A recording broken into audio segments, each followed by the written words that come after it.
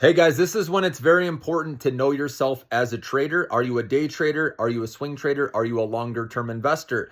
And it's okay to be any of these, but if you're worried and stressing out over Wednesday being a sell the news event when the Fed cuts rates, then there's nothing wrong with selling the rip before, because we could rage into it and then it could be a sell the news event at first and then we go higher later. Okay. But if you're really stressed out about that, maybe you're more of a day trader or a very short-term trader. That's okay. You can play the game of buying the dips and selling the rips, okay? And using RSI like I've taught you, where you buy closer to oversold, which is 30 RSI, and then you sell closer to 70, or higher with RSI, which is overbought, okay?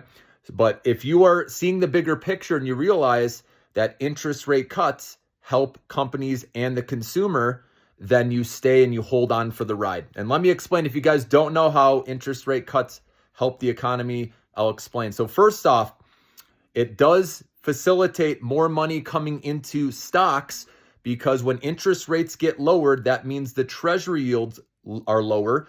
And so remember how big investors, they put their money in treasury yields, that psychological level you hear about, 5%, right? When it gets to that level, big investors will put their money there because they don't need to risk it with stocks when they're getting 5%. But when that comes down, then money rotates back in the stocks where they can get more return for their money. Okay. And that's one reason. Okay. So that's good. Money rotates in the stocks, even small caps. Okay. Because of interest rate cuts helping them. We'll start with that. So smaller companies, obviously they're burning more cash in a lot of cases where they're not, don't have positive free cash flow. And now if they can raise money or capital at a lower interest rate, now they have money saved where they can grow their business with that, okay? And then with the consumer, obviously if a consumer is taking out a loan and it's less now, that rate, now they have extra savings to spend in the economy. And so that's why all three of those factors are why it's good for stocks. Plus we have an artificial intelligence boom happening here, guys. And that's why we have never seen anything like this before.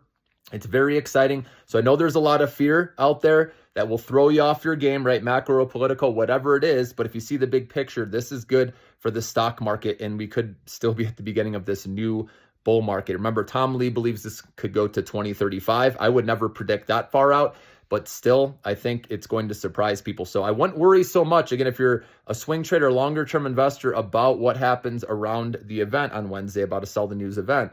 That's more of a concern for day traders, okay? So again, it's important to know, what kind of trader you are. Just wanted to point that out.